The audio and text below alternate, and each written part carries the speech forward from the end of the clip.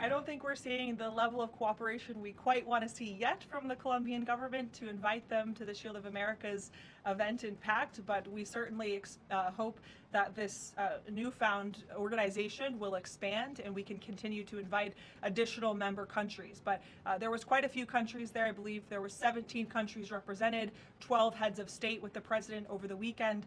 They signed a defense agreement with all of our militaries to emphasize the need to combat drug cartels through Latin America in the Western Hemisphere, and ultimately, of course, to curb the illegal trafficking of drugs to the United States, which is the president's utmost priority in all of this. So it was a great event on Saturday, and we look forward to the coalition expanding.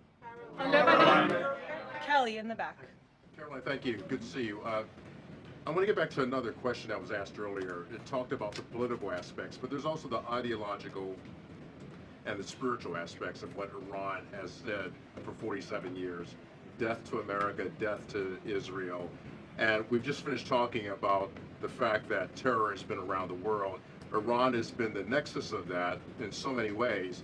Has the president stated clearly to the American people why this is such an imminent threat in order for Democrats on Capitol Hill and Republicans and the American people to understand how imminent the threat was? I think he has, Kelly. I mean, you've heard from the president on an almost daily basis over the course of the past 10 days. You've heard it from me at this podium. You've heard it from the Secretary of War, the Secretary of State, the Vice President of the United States.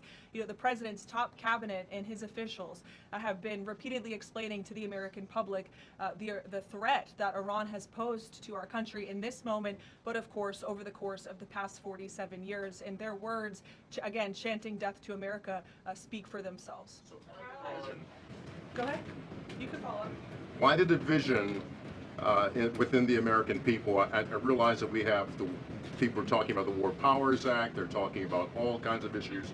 But have people forgotten just how imminent that threat was? If they keep saying death to America and death to Israel, they mean it. Look, I don't think the American people have forgotten, but I think Democrats on Capitol Hill, they have not forgotten, but they are just so plagued with this resistance to President Trump on everything that they do that, again, they can't even rally behind the common sense, bipartisan, long-standing principle of the United States of America that Iran absolutely poses a threat to the United States, that Iran is the world's leading state sponsor of terrorism.